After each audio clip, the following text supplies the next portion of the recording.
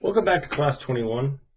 We're going to try to fit this in. I don't know, this might end up rolling over into class 22, where we're going to do some polytropic processes, but we're going to take a look at isentropic processes with constant specific heat and applying them to the Gibbs equations and see what we get with that.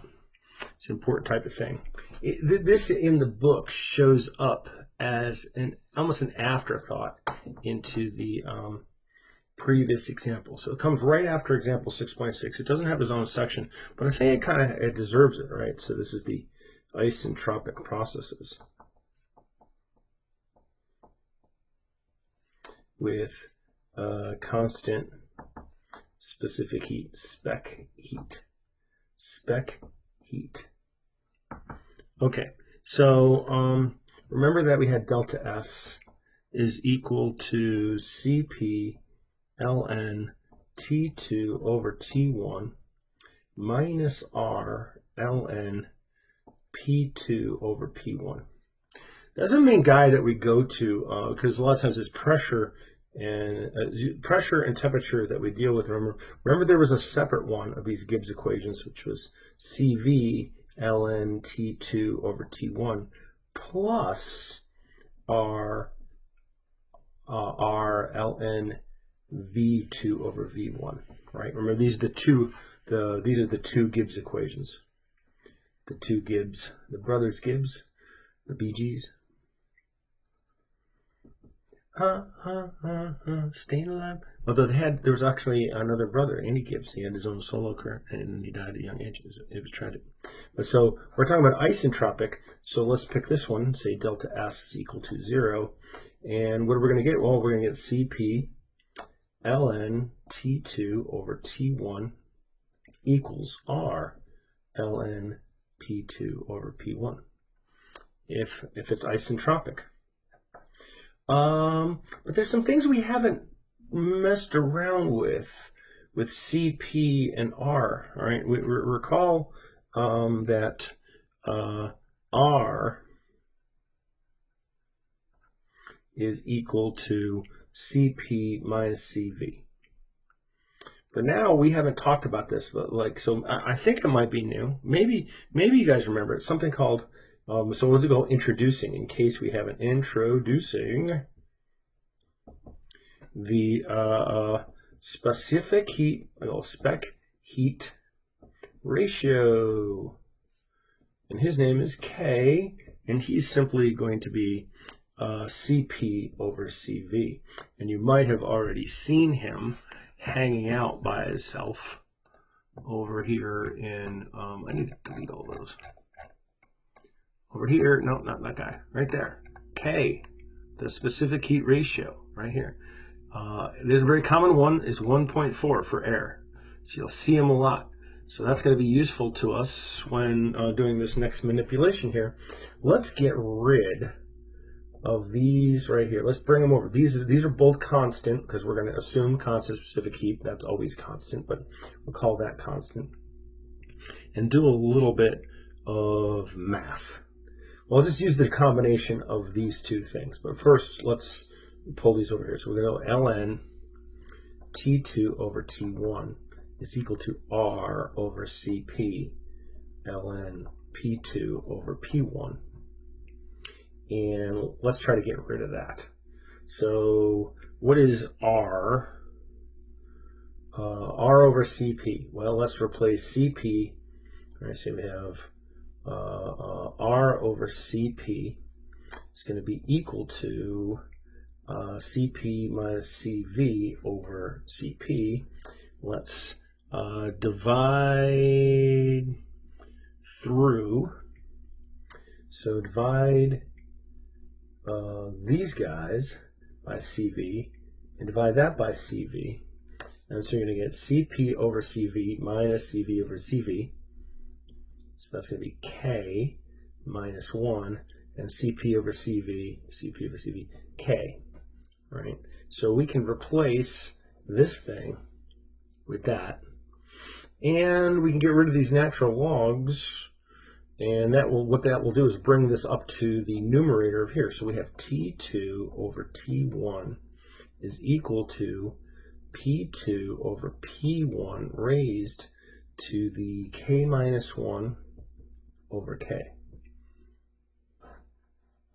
This is an isentropic process, but do you recall seeing that before? How about right here? Boom. T2 is equal to T1 times P2 over P1 raised to the K minus 1 over K. Amazing! Which is also the same thing as this guy right here, right? That's just it reversed around. They took K over K1. That's just this thing upside down, right? Just reverse and just flip the two things over. And sure enough, like you could just put this over here. This could be raise this to the K over K minus 1, and now we can find what P2 is, right? So if you have an isentropic process, this establishes what the relationship between pressure and temperature is going to be. But wait, there's more. What if you now instead use the other Gibbs relationship? And you say this is 0. So if we have, this is isentropic, so if you have that to equal to 0, you'd have, now this is going to be a little weird here. So we're going to go CV ln T2 over T1 is going to be equal to negative R ln of V2 over V1, but what do we know if we flip these around? That makes that negative, so just go ahead and do the reverse. Say go R ln V1 over V2, right? That negative goes away because we flipped these ones over here. And then we also, now we can go natural log of T2 over T1 is equal to, I'll bring this R over CV ln V1 over V2. And so just play a little bit more around with this thing right here.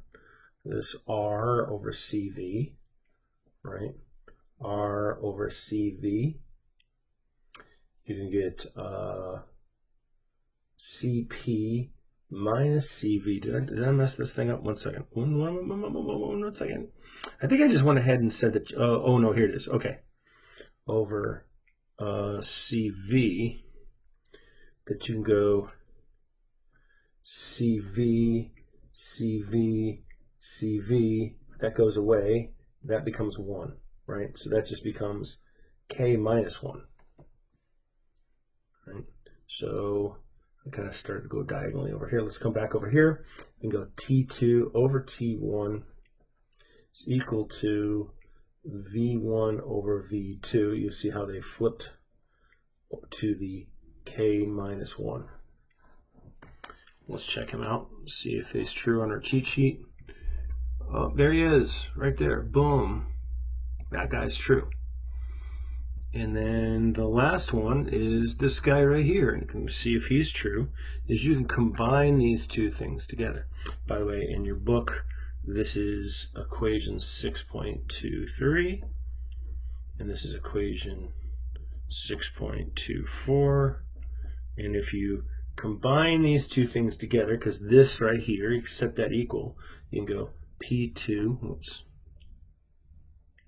over P1 to the K minus 1 over K is equal to V1 over V2 to the K minus 1. You can just see that they kind of go away, part of this K minus 1 right here. And then you could get to this last one, which is going to be P2 over P1 is equal to V1 over V2 to the K. And I don't think this is an equation number, but you can't see the equation on the equation sheet, how that's true right there, right? P2 is equal to P1, V1 over V2 raised to the K. So now you know where they came from. Isn't that satisfying? Isn't that itch scratched? I think so. So let's use it in an example while we're here, because I don't want to make upload another video. So I have taken a Cengel example, and it's a short example, so it's not that big of a deal. So we have an air is compressed in a car engine from 22 degrees Celsius in 95 kPa in a reversible and adiabatic manner. If the compression ratio is V1 to V2, in this car is 8, determine the final temperature of the air. So this is done like all the time. Isentropic pressure. And so what we're basically doing is applying the cheat sheet. Celsius is equal to 295 degrees Kelvin, and we have P2 of 95 kilopascals. And remember that we looked up air is going to have a specific heat ratio of 1.4. And so take V1 over V2 is equal to 8. And if that's, by the way, that's sometimes called the compression ratio. Some books use R, subscript C.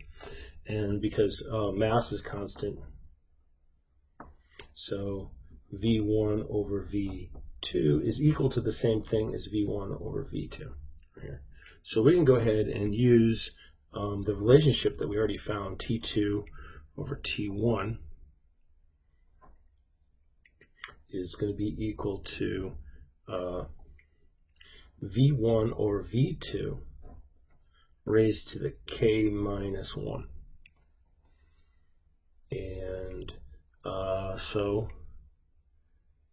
we can say T2 is equal to T1 times the compression ratio K minus 1, or 295 to the 1.4 minus 1. Oops,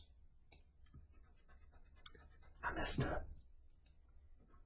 8. There you go. 1.4 minus 1 ratio, or just 0.4 right up to there. And you'd get 677.7 degrees Kelvin, which is 400, and it looks like a 4 to me. My own handwriting is letting me down. Yeah, I think so. That sounds right, because there's a 7 there. It should be 273 minus, yeah, there's a 4. We can also then ask for it. You could find what the final pressure is going to be, right? By doing the same thing, we go P2 over P1 is equal to V1 over V2 just to the K. So P2 is equal to 95 kPa, because that's an absolute. But by the way, that 95 kPa seems to be, that should be fine, times 8, and that's going to be raised to the 1.4. And I haven't calculated this, it just occurred to me to do it. It's just a little bit left. It's going to be 95, 8, 1.4, raise it, multiply it, and you get 1,746 kilopascals. All right, so and that's a useful thing right there as we're dealing with what is the air in a cylinder being compressed by a piston, right? So we have a setup right here where there's a cylinder, there's a piston coming down right there. This thing is going up and compressing. So here it is at top dead center onto the thing, right? It's where the crank and the conrod align with each other, so you can find out what the top is. And you know that we're going to deal things with a PV diagram. This is going to be the upwards portion of it as we're coming from the bottom dead center to the top dead center. And these are the processes we're going through. So we're moving from this V1 right here down to V2 right here. So this is the larger volume to the smaller volume. The ratio of this is 8 times, right? This is 8 times larger than that. Then we go through the rest of the cycle. So this is an assumption of what that path is an isentropic, which we know is not true. But that's fine. We already used our process from our cheat sheet, and we know where it came from. And so there's all happiness in Whoville. We will see you in class 22.